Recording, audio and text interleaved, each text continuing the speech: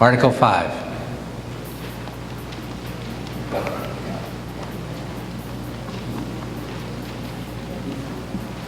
Steve Davis, Board of Selectmen, Kimball Road. I move to authorize the Board of Selectmen to petition the General Court for special legislation as printed in Article 5 of this warrant, authorizing the town to alter and amend employee group insurance policies without being subject to collective bargaining, provided, however, that the General Court may make clerical or editorial changes of form only to the bill, unless the Board of Selectmen approve amendments to the bill prior to enactment by the General Court, and to authorize the Board of Selectmen to approve amendments which will be within the scope of the general public objectives of this petition. It's moved and seconded. Discussion. I'll do the easy part first. The last part of that is simply the pro forma wording that we always insert when we ask the General Court for this type of a petition, so that they don't make it look so unlike what we wanted to begin with. They at least have to come back to us and talk to us about it. The reason for this is that while, if you will recall, the governor and the legislature made a change in the past couple of years which permits the towns to try to seek what the state employees already have, which is, or the state with its employees have, which is to alter the health insurance guidelines, particularly in the area of co-pays and deductibles. State employees can have that happen by virtue of state action without any by your leave. Cities and towns cannot do this. And the change that was made by the legislature allowed us to do it only if all of the unions agreed. It's very difficult to get all the unions to agree on too much. And they don't have perhaps the sophistication, and that's a bad way to put it, but they don't understand that this would probably save them money. And we think it would save them money. And it would save the town a lot of money too.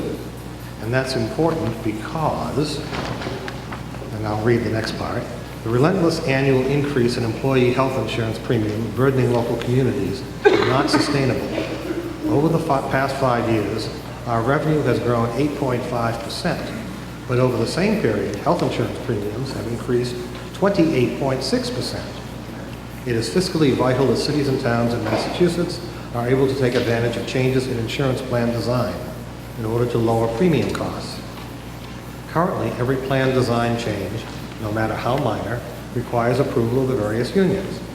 Although the governor changed the plan for state employees, or the governor may change the plan for state employees without consulting the unions, our cities and towns cannot do that. We have tried to negotiate with the unions. We have prepared detailed analysis for independent evaluation by their consultants. We have offered incentives, reimbursement programs, supplemental pay increases to encourage acceptance of the changes. Yet each time the unions just ask for more. And in this case, if we were to talk them into doing this, they would demand a quid pro quo, and the quid pro quo is still another increase in their salaries over and above what we were planning to negotiate for this year anyway. We are disappointed and we are frustrated. It's okay. And we say the status quo cannot continue. It's time for the double standard to end. Towns and cities must be able to make reasonable changes to health plans without being held hostage. This request for special legislation mirrors language that has been proposed all over the Commonwealth by many of our sister communities. It may face an uphill battle in the legislature that has constantly caved in to union pressure and has failed to grant mayors and selectmen this authority.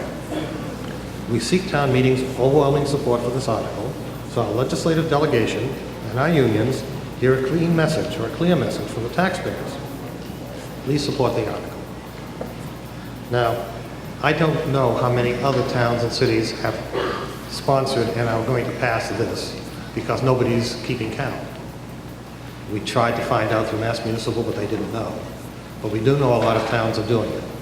Lowell started it with their petition, and others have jumped on the bandwagon. The feeling is that if a lot of cities and towns do this, the legislator is in no way going to want to sit there and pass 50 home rule petitions to deal with this issue. Instead, they're going to get convinced that they'd better, as a whole, deal with the issue, which is what we're trying to prompt them to do. If this fails, we understand that next year we'll be looking at a citizen initiative on the ballot to accomplish much the same thing. Now, the unions would do best by negotiating with us now. They would do second best if we negotiated with this home rule petition proposal.